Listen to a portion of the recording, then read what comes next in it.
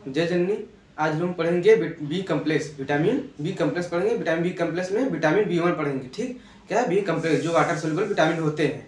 तो आइए देखते हैं कि विटामिन बी1 क्या है। ठीक, तो विटामिन बी1 क्या, थायमिन के नाम से भी जानते हैं। इसका केमिकल नेम क्या है, थायमिन। इसके थायमिन के नाम से भी जानते हैं विटामिन बी1 को। ठीक, उसके बाद है इसका विटामिन बी1 किसे कहते हैं, तो देखते हैं। It is a water soluble vitamin. क्या यह एक वाटर सोल्यूबल विटामिन है। विटामिन बी1 क्या है, एक वाटर सोल्यूबल विटामिन, मतलब जो कि जल में घुलनशील होता है, जो जल में आसानी से घुल सकता है, उसे हम कहते हैं वाटर सोल्यूबल विटामिन। ठीक, क्या है विटामिन बी1 क्या है, एक वाटर सोल्यूबल विटामिन है। बी कम्प्लेक्स में जितने भी विटामिन आएंगे वो सब क्या है, वाटर सोल्यूबल विटामिन होते हैं। ठीक, उसके बाद also known as a thiamine या थायमिन।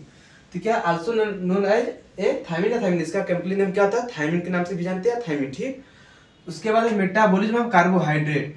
विटामिन बी1 जो है वह कार्बोहाइड्रेट के मेटाबॉलिज्म भी क्या करता है, वर्क करता है, मेटाबॉलिज्म को भी काम करता है। ठीक, उसके बाद इसका फंक्शन होता है, इसका कार्य सबसे इंपॉर्टेंट होता है। क्या, किसी भी विटामिन के या कोई भी हो तो उसका फंक्शन कार्य होता है, उसका कार्य क्या है, वो किस तरह से कार्य करता है, उसका वही क्या मेन फंक्शन होता है। फंक्शन ही हम लोग को जानना चाहिए, सबसे अधिक इंपॉर्टेंट ये होता है फंक्शन।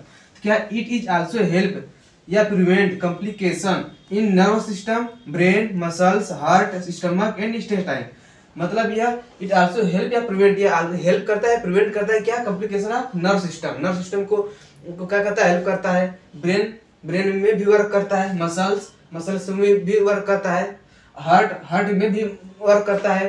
उसका स्टमक और इंटेस्टाइन में क्या करता है, इसको हेल्प या प्रिवेंट करता है। ठीक, प्रिवेंट बनाने या हेल्प करने का कार्य करता है। ठीक, उसके बाद it also help in flow of electrolytes into out of muscles and nerve cell.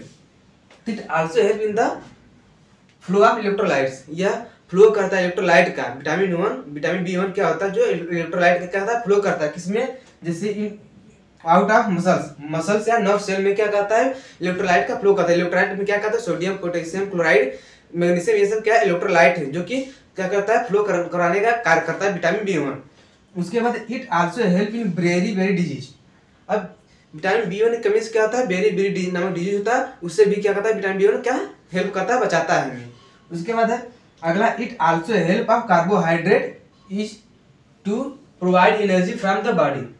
यह क्या करता है, इट आल्सो हेल्प कार्बोहाइड्रेट, मतलब यह कार्बोहाइड्रेट के मेटाबॉलिज्म में हेल्प करता है और क्या प्रोवाइड करता है, एनर्जी फ्रॉम द बॉडी। क्या हम लोगों में जीवधारियों में क्या करता है, कार्बोहाइड्रेट का मेटाबॉलिज्म करता है, जिससे भी क्या एनर्जी मिलती है। ठीक, विटामिन बी1 क्या ये वर्क है। उसके बाद अगला है फॉर्मेशन ऑफ आरबीसी। अब विटामिन बी1 का मेन सबसे वर्क क्या होता है, फॉर्मेशन ऑफ आरबीसी क्या होता है, फॉर्मेशन करता है, आरबीसी को बनाने में भी क्या करता है, वर्क करता है। उसके बाद maintenance of stomach and skeletal muscles. तो क्या है, विटामिन बी1 जो होता है मेंटेनेंस करता है, मतलब कोई अगर रप्चर गया, टूट गया, बन गया, बिगड़ गया, तो उसको क्या था, मेंटेनेंस बनाए रखने का कार्य करता है। क्या, विटामिन बी1 किसको, स्टमक और स्केलेटल मसल्स को बनाए रखने का वर्क भी करता है। उसके बाद है विटामिन बी1 का सोर्स, कि विटामिन बी1 हमें कहाँ से प्राप्त होता है, कैसे हम ले उससे विटामिन बी1 को। तो क्या, ग्रीन वेजिटेबल और रिच फूड, या ग्रीन वेजिटेबल या रिच फूड से क्या होता है, प्राप्त होता है विटामिन बी1। ठीक, अगला है अनपॉलिश्ड राइस। अब सबसे महत्वपूर्ण अनपॉलिश्ड राइस, हमें अनपॉलिश, जिसमें पॉलिश लगा हो, उस चावल को हमें खाना चाहिए, उससे हम क्या होता है, विटामिन बी1 प्राप्त होता है। ठीक, बॉयल वेट इन मिल्क।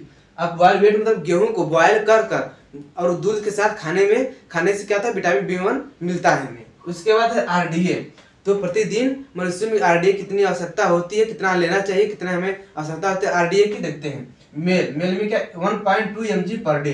तो मेल में 1.2 mg पर डे क्या आरडीए की आवश्यकता होती है, यह नॉर्मल रेंज है। उसके बाद फीमेल में 1.1 mg पर डे। फीमेल में क्या आता है, महिलाओं में 1.1 क्या mg पर डे क्या होता है, आरडीए की आवश्यकता पड़ती है। प्रेग्नेंट या ब्रेस्ट फीडिंग मदर में, कोई महिला प्रेग्नेंट है या ब्रेस्ट फीडिंग वुमेन है, तो क्या उसकी में कितने आरडीए की आवश्यकता होती है, 1.4 मतलब 1.4 mg पर डे क्या होता है, आरडीए की आवश्यकता होती है। अब इसका केमिकल नेम है, केमिकल नेम थायमिन है। सो विटामिन बी1 को क्या कहते हैं, केमिकल नेम से भी जानते हैं, थायमिन के नाम से क्या जानते हैं। ठीक, उसके बाद हम लोग डिफेंसिव पढ़ेंगे। डिफेंसिव में क्या बेरी नामक रोग होता है, तो उसका बेरी नामक रोग किसे कहते हैं, उसका सिम्टम्स, काजेज और उसका ट्रीटमेंट भी देखेंगे। ठीक, अब देखते हैं विटामिन बी1 का डिफिशियंसी, विटामिन बी1 की कमी से कौन सा रोग होता है। ठीक, तो देखते हैं विटामिन बी1 की कमी से क्या होता है, डिफिशियंसी, बेरी क्या होता है, विटामिन बी1 की कमी से क्या होता है, क्या कौन सा रोग होता है, बेरी बेरी। और बेरी बेरी दो टाइप्स के होते हैं, क्या है, वेट बेरी बेरी और ड्राई बेरी। मतलब गीलापन बेरी बेरी होता है, हल्का सा गीला होता है, और ड्राई बेरी सूखा बेरी बेरी होता है, ठीक, सूखे की तरह होता है, ठीक। तो ये क्या होते हैं, दो प्रकार के होते हैं बेरी बेरी रोग, वेट बेरी बेरी और ड्राई बेरी बेरी रोग होते हैं, दो प्रकार के, ठीक। अब काजेज, अब बेरी बेरी किस कारण से होता है, क्या है, deficiency of vitamin B1, vitamin B1 की कमी से, थायमिन की कमी से क्या होता है, बेरी बेरी नामक रोग होता है, ठीक। अब सिम्टम्स, अब विटामिन B1 की कमी से होने वाले क्या सिम्टम्स है, तो कैसे पहचानें कि हमें बेरी बेरी रोग हुआ है। तो क्या क्या होगा, पेन होगा, पूरे होल बॉडी में दर्द होने लगेगा, पेन, टिंगलिंग होगा, मतलब झुंझुनी बनने लगेगा, हाथों पर झुंझुनाहटपन होने लगेगा, उसे टिंगलिंग कहते हैं। फटीग, फटीग मतलब थकान महसूस होने लगा विटामिन B1 की कमी से, ठीक। उसके बाद नेक्रोसिस ऑफ नर्व, नसों का क्या परिगलन होने लगा, क्या, नसों का परिगलन होने लगेगा। उसके बाद है ब्रीदिंग प्रॉब्लम, सांस लेने में तकलीफ, दिक्कतें आने लगेंगी, सांस लेने में तकलीफ होने लगेंगी।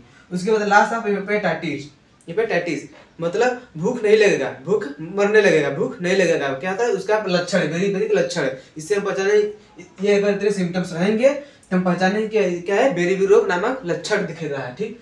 और ट्रीटमेंट, अगर बेरी बेरी नामक रोग हो गया है तो उससे बचने के लिए हमें कौन सी सब्जियां या कौन से क्या खाना चाहिए, कौन से फल खाना चाहिए, क्या खाना चाहिए, ट्रीटमेंट देखते हैं। Unpolished rice in the best source of thiamine, क्या, अनपॉलिश्ड राइस मतलब वह चावल हमें खाना चाहिए जिसमें पॉलिश लगे हों, पॉलिश लगे हुए चावलों को हमें क्या खाना चाहिए, सबसे बेस्ट सोर्स होता है किसका, विटामिन B1 का सबसे बेस्ट सोर्स है। हमें पॉलिश्ड वाले चावल खाने चाहिए जिससे विटामिन B1 की कमी दूर होगी, वो भी पर डे खाना चाहिए।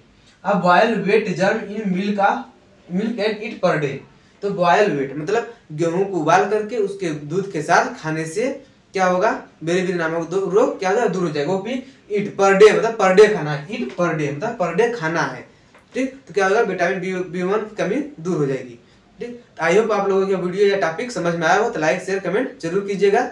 जय हिंद।